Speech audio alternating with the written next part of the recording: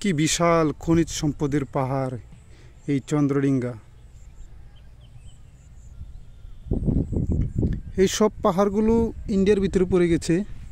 এখানে বাংলাদেশের জনসাধারণ প্রবেশ একদম নিষেধ। তবু আমি একটু কারচুপি করে কোনো প্রকার লুকোচুরির মাধ্যমে এই পাহাড়টি দেখতে আসতে পারলাম।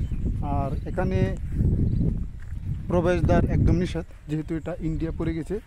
1905 সালে যখন বঙ্গভঙ্গ হয় তখনই মূলত এই বঙ্গভঙ্গ হওয়ার পরে কিন্তু যখন একটা মানচিত্র আঁকা হয় তখন আমাদের এই পাহাড় কিংবা এই সমুদ্র যা কিছু আছে সব কিন্তু আমাদের পার্শ্ববর্তী দেশ ইন্ডিয়ার ভিতরে পড়ে গেছে। আপনারা দেখতে পাচ্ছেন যে পাহাড়গুলো আছে আমার পিছনে, এটা সম্পূর্ণ ইন্ডিয়ার রয়ে গেছে।